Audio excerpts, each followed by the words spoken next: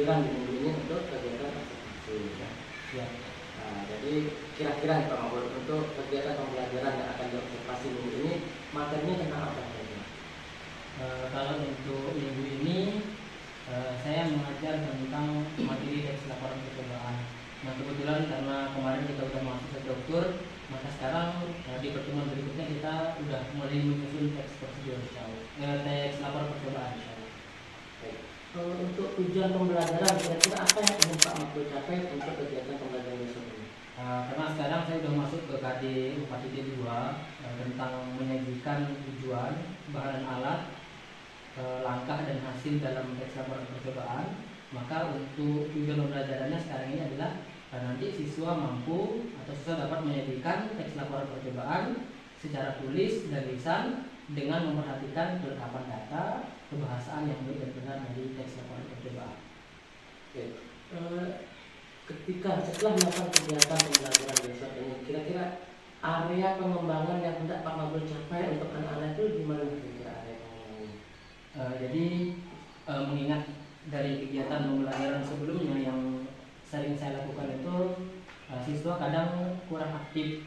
Kemudian di tahun-tahun sebelumnya juga kegiatan di teks laporan percobaan ini kan belum pernah saya praktekkan langsung di kegiatan percobaan. Nah untuk sekarang ini saya akan mencoba untuk fokus kepada keaktifan siswa. Jadi saya berharap nanti di kegiatan pembelajaran ini siswa dapat betul-betul aktif begitu di dalam melaksanakan percobaan sehingga teks laporan percobaannya bisa disusun dengan baik dan benar. Baik, untuk strategi apa yang bisa Pak Mahfud lakukan supaya anak itu bisa lebih aktif dalam kegiatan pembelajaran yang akan Pak Mahfud lakukan besok ini? Kalau strategi yang saya laksanakan untuk model pembelajarannya Pak, saya mencoba menggunakan PBL, Problem Based Learning.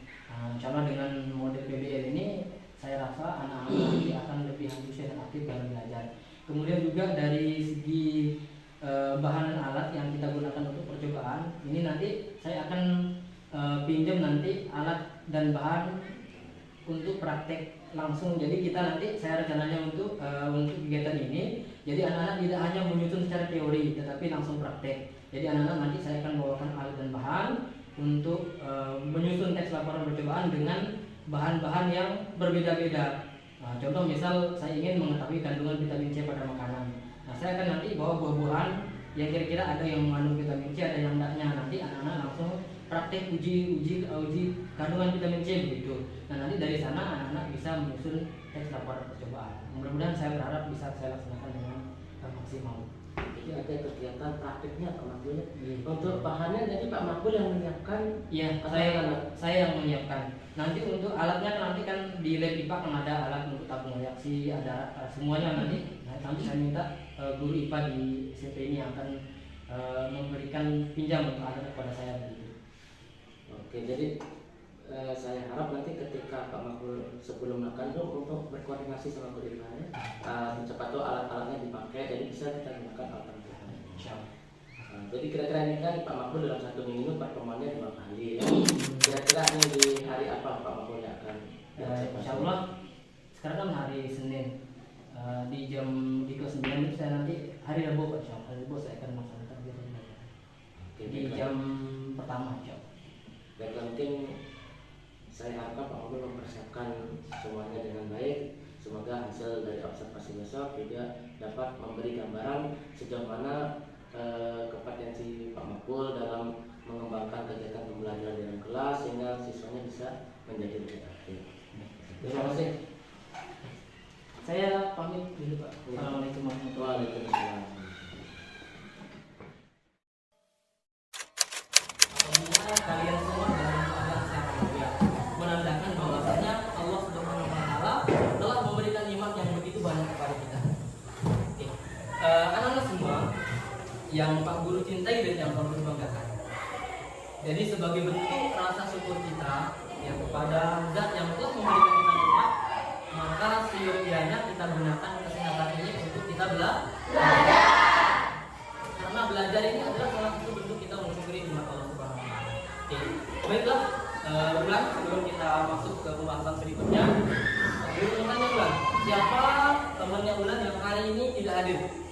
Inadi. Pinadi. Terus siapa lagi? Yogiati. Pinadi, Yogiati. Sama Romi Hidayat. Terus siapa lagi? Baru Hidayat. Berapa orang? Darmawan orang ya. Wisnu 5 orang. Wisnu dari minggu lalu memang belum ada ya. Belum ada tanda kurang.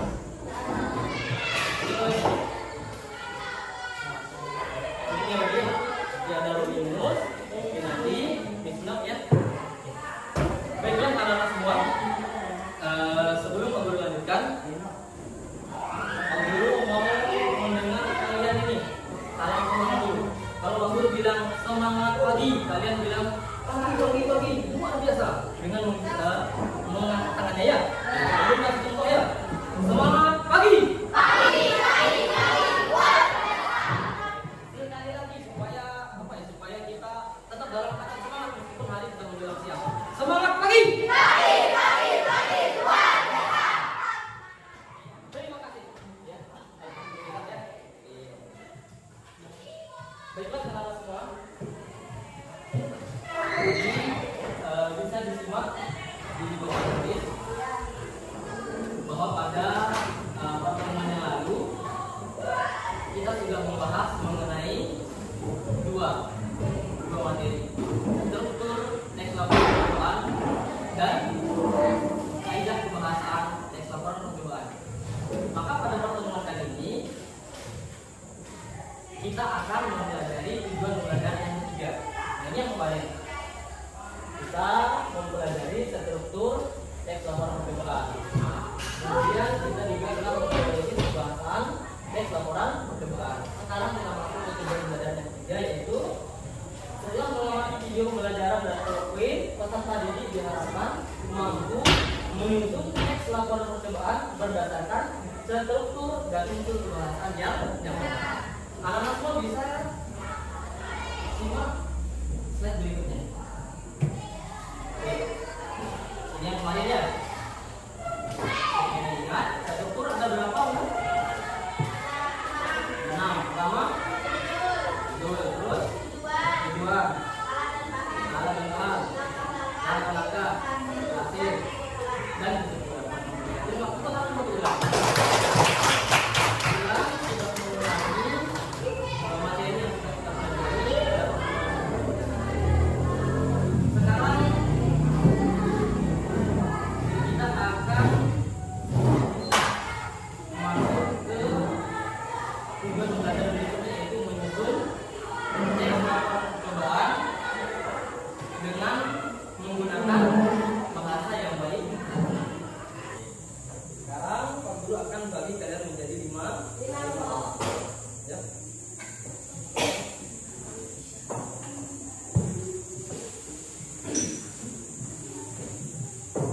Ikuti arahan guru ya.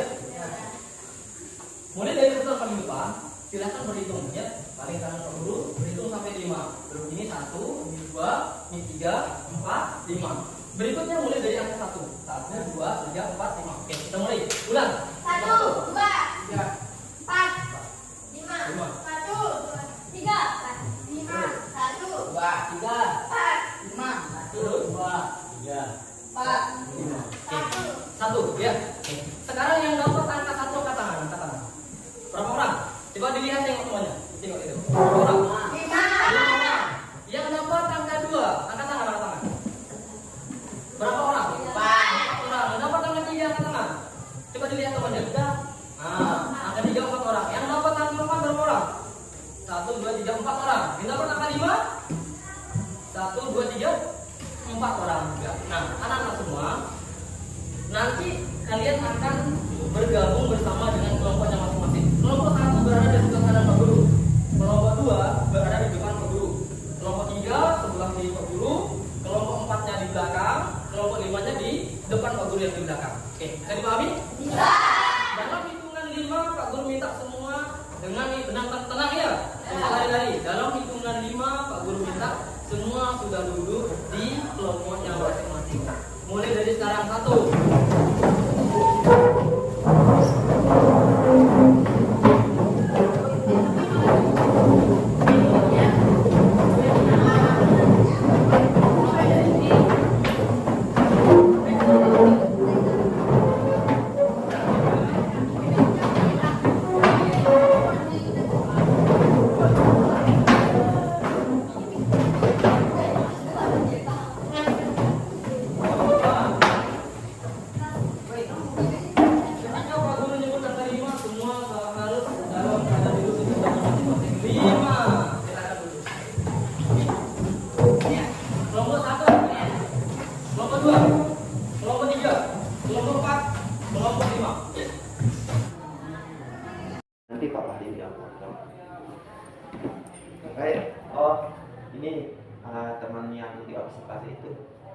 Salam kenal ya, Pak Hafiz. Makbul Triadi.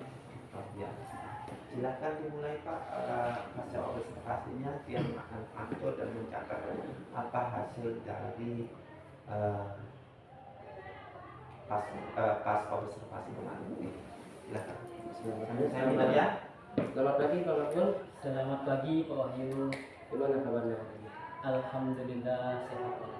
Pak Guru gimana? Alhamdulillah.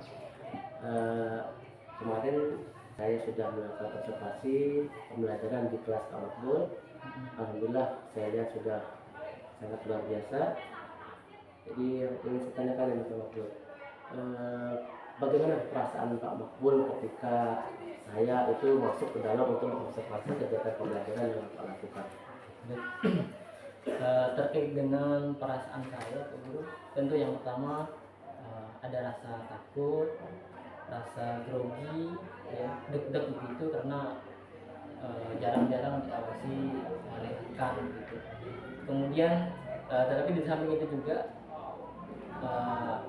setelah berjalan kegiatan ternyata enak juga gitu, karena di samping saya bisa mengambil manfaat nanti dari apa yang diobservasi, saya juga terlatih mentalnya ke depannya biar bisa menjadi lebih baik. Baik, dari kegiatan pembelajaran yang Pak Makbul lakukan kemarin itu ya, jadi ada area pengembangan yang akan Bapak capai di situ. Bagaimana menurut Bapak? Menurut Bapak, apakah tujuan dari pengembangan yang akan Bapak capai itu sudah tercapai? Kalau menurut saya pribadi, ya, insya Allah sudah tercapai. Karena kemarin area pengembangan yang ingin saya kembangkan itu yang pertama adalah keaktifan siswa, dan yang kedua adalah mereka bisa berkolaborasi dengan rekan sejawat. Nah kemarin ketika saya melaksanakan kegiatan pembelajaran, jadi mereka betul-betul aktif gitu. Jadi hampir tidak ada di dalam kelompok itu yang tidak bekerja atau memiliki tugas, ya. Betul-betul mereka aktif. Kemudian yang kedua, karena ini kan kita menyusun teks laporan percobaan kemarin kan, jadi semua mereka itu betul-betul bisa berpartisipasi aktif gitu. Jadi ada yang menyiapkan alat dan bahannya, kemudian ada juga yang menyusun teksnya seperti yang Pak Guru lihat ya, ketika pembelajaran. Nah, kalau bisa dipresentasikan ya Pak Makbul, kira-kira berapa persen tujuan itu tercapai? Kalau dipresentasikan ya kurang lebih ya 90% saja.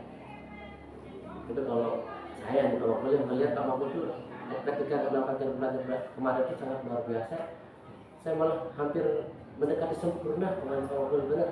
Saya lihat anak-anak itu sudah sangat aktif, jadi sangat aktif semuanya bekerja di situ, saling berdiskusi dengan rekan di kelompoknya. Itu merupakan hal yang sangat luar biasa. Ini pertama kali saya mengobservasi ada pembelajaran bahasa menggunakan pendekatan saintifik.